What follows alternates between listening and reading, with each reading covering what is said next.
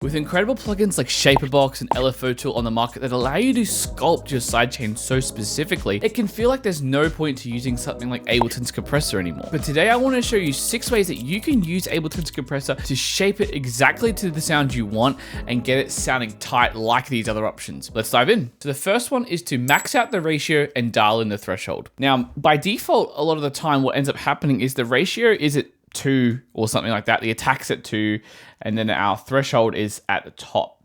What we do is we kind of just start bringing down the threshold and see what happens, right? We don't really give much thought to the other controls. Now, if you are new to compression, I highly recommend grabbing my free compression cheat sheet down below in the description, because it's going to cover off all these basic concepts in depth for you, and then we can move on. What you want to do when you're doing a sidechain application, no matter what trigger or input you're using as the sidechain trigger, you want to bring the ratio up to infinity to 1. Now, why do you want to do this? Because it's going to allow you to basically one-for-one control the threshold's ducking effect with the input, right? So for example, if I bring the threshold down by 4 dB, we'll get 4 dB less of gain reduction, which is basically emulating how these other plugins like Shaperbox and LFO Tool work, because they work via volume automation. By default, the compressor works on a ratio system, right? So we can emulate volume automation by simply bringing up the ratio to infinity to 1.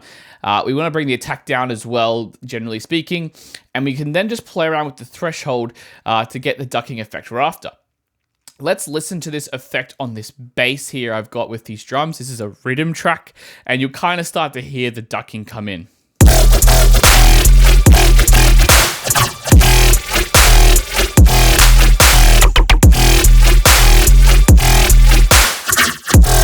Particularly if I adjust this release.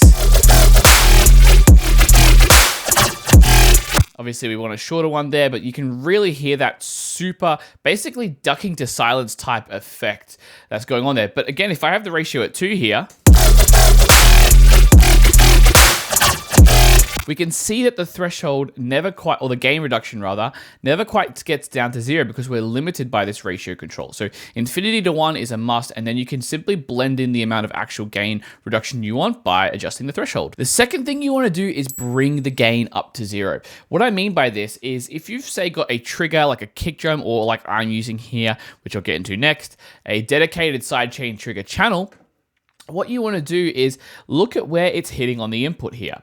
Let's just solo our bass and just look at the input of the sidechain trigger. Let's just go to output mode.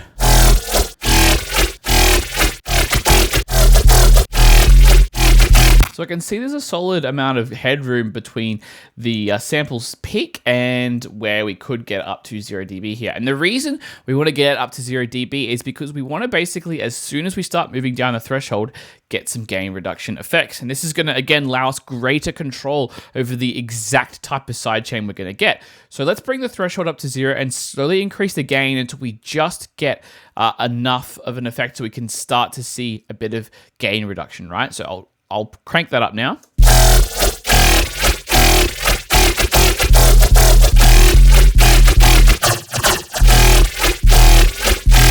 Let's go to the GR meter to see if we're getting any reduction. Okay, so we are. Let's bring it back. And bring it back to just before you start getting reduction.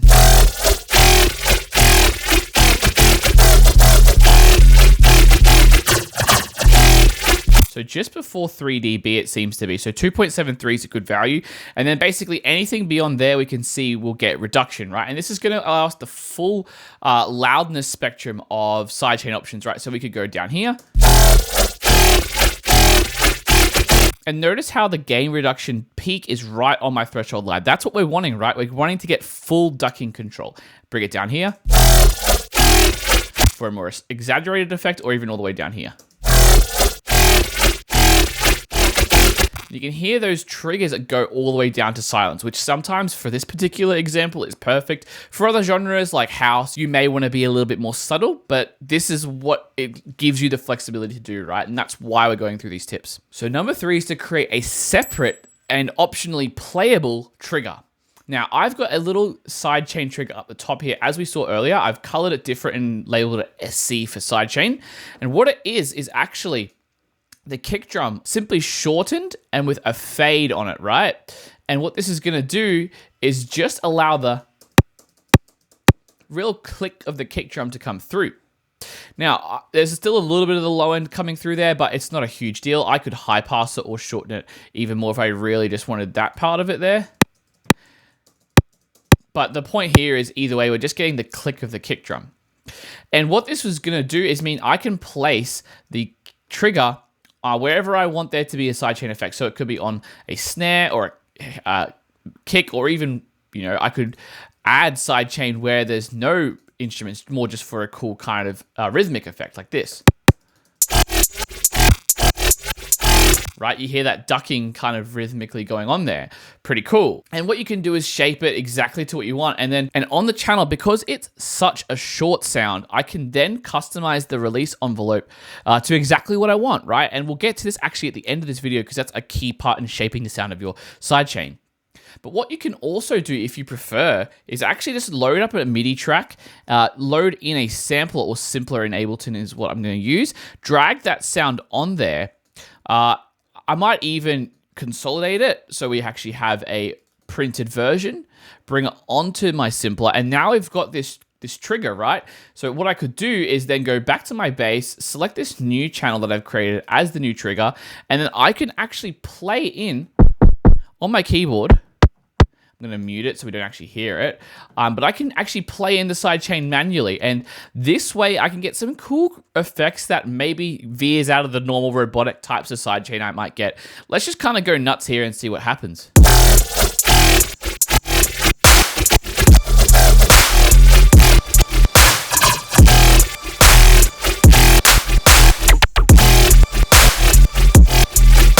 There's some cool little effects there. This is the MIDI I just played, as you can see on my keyboard. And basically, you can just kind of jam out almost with sidechain and see what you get. This is how you would, use a similar MIDI trigger type effect with something like LFO, where the notes actually trigger the envelope to start again. This is essentially doing the same thing, right? So it's a really cool way if you want to get a bit more expressive with your sidechain. It's also worth mentioning on the channel where you are sidechaining to, you can also customize the sound further. This is particularly helpful if you're not using a dedicated trigger like a kick drum and just want the click. You can actually enable EQ here, bring in the high pass. You can even audition it with the headphones and just listen to which is triggering the sidechain. Right, we'll go to the actual original sidechain.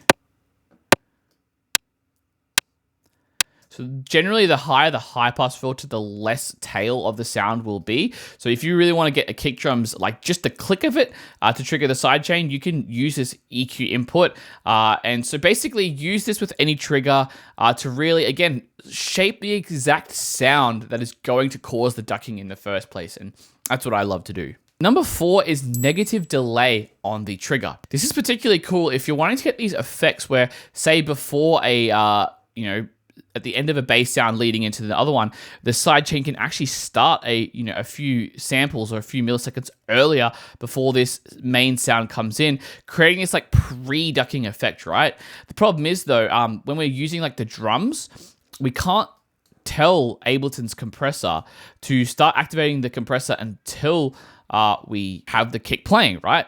And so what you can do with the trigger is, because we're not hearing it out in the real track, it's turned off, we can actually go into Ableton here, enable our track delay, and bring it back to a negative delay value. This is actually going to shift the sample back a little bit, starting the sidechain trigger a little bit earlier, getting these cool pre-delay effects.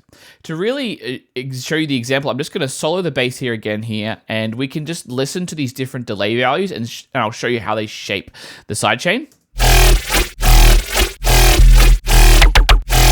Particularly, you'll hear this effect with the drums. I'm gonna also go to a bit of a longer release here just to really show you the ducking effect. So if I go really early, like even 50 milliseconds, right?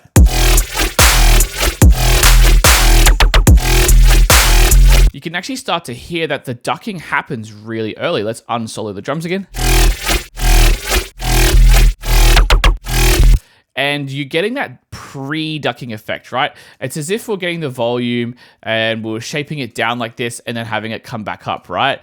So it's really, really cool. Like something like this is essentially what we're getting, which is pretty cool. So if you really want to get these nice kind of pre-ducking sidechain effects, highly recommend experimenting. Often I tend to use shorter values, maybe like 20 milliseconds is kind of just a nice enough value to hear what's going on without it being too obvious, but obviously you can go more crazy if you want to from there. Number 5 is never talked about, and it's the difference between this log and lin mode down at the bottom right of Ableton's compressor here. I'm just going to bring the release back to demonstrate this. By default, linear tends to be best for most applications, but if you do want a bit more control over the actual sound, linear mode can be quite nice to activate simply because it just gives you a bit more granularity with the shortness. I find with the log mode by default, you have to kind of push the release quite long to get that longer ducking effect, which may be appropriate in certain genres, not so much rhythm, but that's the example we've got here today. So if I switch it to linear, you'll see suddenly the release is a lot longer versus log, which is very, very controlled and very, very tight. You know, you can see that more curved line there, right? So let's go to linear though and kind of start to play around with the release.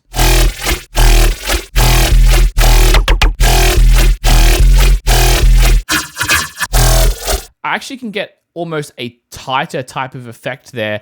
It just has a different curve, a different texture to it. And for certain genres, like in a certain genre like rhythm or dubstep or bass music genres, this might be appropriate. It's almost like the sound is out for a longer chunk of time, almost more like a square wave, which could be a pretty cool effect. But I love to play around with this to kind of, you know, shape the curve of my release, much again like I would do in something like LFO Tool or Shaperbox. And then number 6, the last thing, which I've kind of touched on already, is just playing around with the release and really dialing it into perfection. It's important to really play around with different release values to see what's appropriate, again, for your genre and sound. Some people like more snappier sidechain. Some people like the more ducking, kind of obvious hip-hop type effect, you know, that really slow, sucking type sound. So in this style, for example, I feel like around 30 to 40 milliseconds is appropriate on the log mode. But if I wanted a more obvious effect, I could increase it just a little bit.